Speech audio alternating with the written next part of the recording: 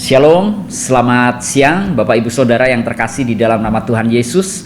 Mari kita akan belajar merenungkan kebenaran firman Tuhan pada siang hari ini. Dan saya akan mengambil ayat dari Yakobus pasal 3 ayat 17. Yakobus pasal 3 ayat 17. Tetapi hikmat yang dari atas adalah pertama-tama murni, selanjutnya pendamai, peramah, penurut, penuh belas kasihan dan buah-buah yang baik, tidak memihak dan tidak munafik. Saudara, hari ini saya akan mengajak saudara semua untuk belajar bagaimana kita menjadi seorang murid Tuhan. Kita menjadi orang Kristen yang bukan hanya level pengikut saja, melainkan kita level tertanam, level murid, di mana kerohanian kita mulai naik tingkat. Karena itu saya rindu kita sebagai anak-anak Tuhan bukan hanya melakukan firman yang gampang saja, tetapi kita juga harus belajar melakukan firman yang men-challenge diri kita, yang menurut kita sulit tetapi kita harus bisa melakukannya karena itu adalah kehendak Tuhan. Nah, Kristen murid adalah pribadi yang mau belajar untuk men-challenge dirinya melakukan firman meskipun firman itu sulit, tetapi belajar untuk melakukannya supaya hidupnya semakin berkenan di hadapan Tuhan. Jadi kalau kita belajar tentang Kristen murid, berarti ada spirit untuk kita belajar akan firman Tuhan yang sebetulnya susah, tetapi kita mau belajar untuk melakukannya supaya Tuhan kita disenangkan melalui kehidupan kita. Tapi kalau Kristen simpatisan, biasanya suka pilih-pilih firman yang gampang dia lakukan, firman yang susah dia tidak mau lakukan. Nah, mari kita akan belajar bersama-sama untuk menjadi Kristen murid, Bapak Ibu Saudara, supaya kerohanian kita itu bisa naik tingkat. Di dalam Yakobus dikatakan bahwa hikmat yang dari atas adalah pertama-tama murni, selanjutnya pendamai. Nah, saudara, ayat ini mengingatkan hikmat yang dari atas atau pewahyuan yang dari atas atau sesuatu yang dari atas itu adalah murni pertama-tama, selanjutnya pendamai. Nah, garis bawahi kata pendamai.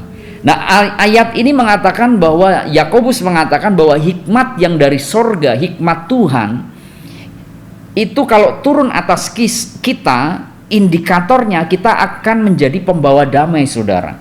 Jadi ayat ini kalau kita bisa pakai di dalam konteks menjadi murid Kristus, kalau kita ingin menjadi Kristen murid, maka kita harus belajar supaya hikmat kita dikuasai oleh hikmat sorga, hikmat yang dari atas menguasai pola pikir kita, sehingga pola pikir kita dipenuhi dengan kedamaian dan hidup kita menjadi pembawa damai bagi orang-orang di sekitar kita.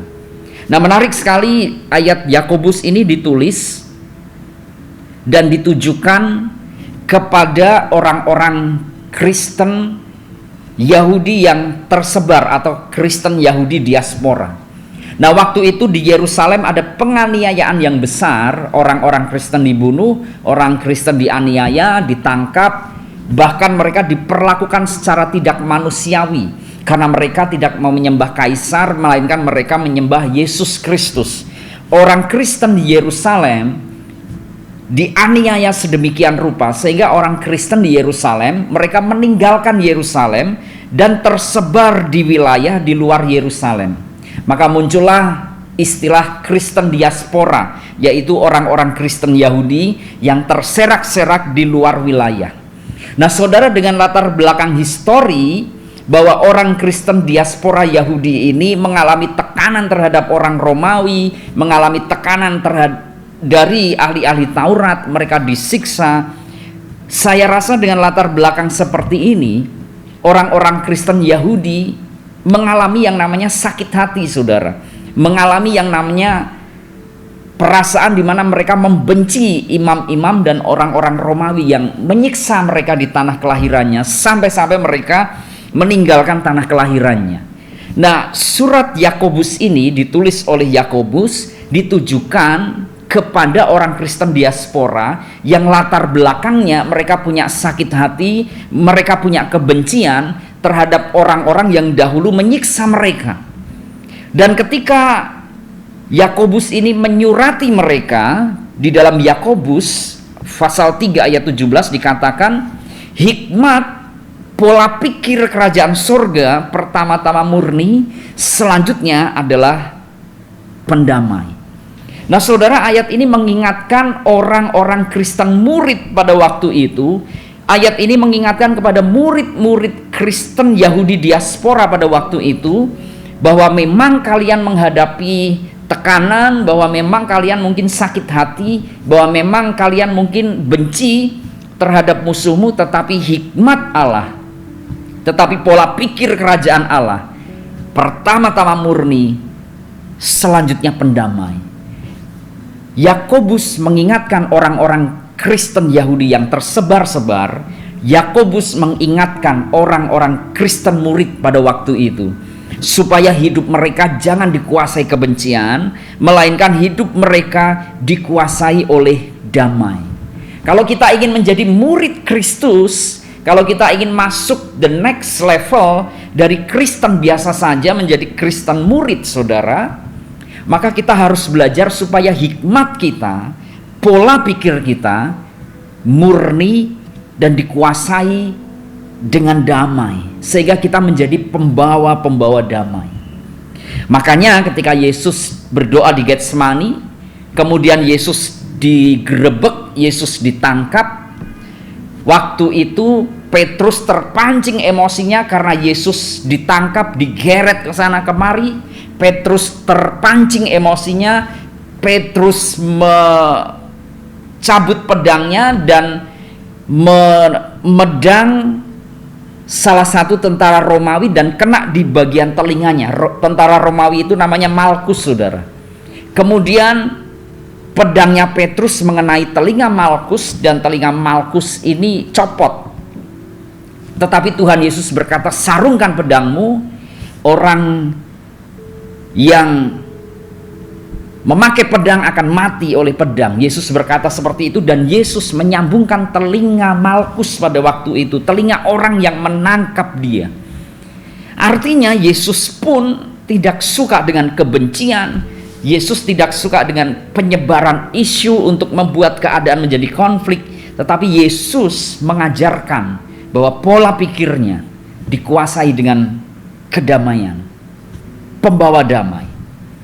Makanya tidak heran ketika Yesus disalib di kayu salib, dia diejek, dia diolok-olok. Orang-orang berkata, kalau engkau anak Allah, turunlah dari salib itu. Kalau engkau anak Allah, panggillah tentara-tentara malaikat untuk menyelamatkanmu. Orang lain engkau selamatin, orang lain engkau selamatkan, engkau sembuhkan, tetapi engkau sendiri tidak bisa menolong dirimu sendiri.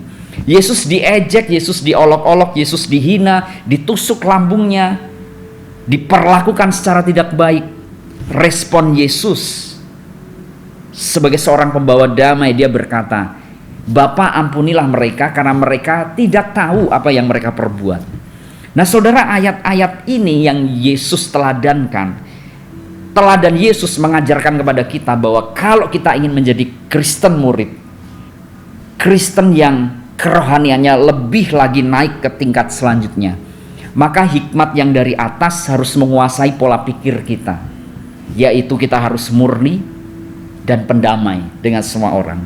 Karena itu kalau kita ingin menjadi Kristen murid, mari kita belajar untuk dimanapun kita berada, kita menyebarkan pengaruh kedamaian di dalam komunitas di mana kita berada, di dalam rumah tangga, di dalam tim kerja kita, di dalam tempat usaha kita, di dalam tempat kerja kita, di dalam tempat pelayanan. Kristus mengajarkan seorang murid harusnya hikmatnya dikuasai oleh kemurnian dan pendamai. Nah mari kita lakukan itu supaya kita naik menjadi Kristen murid.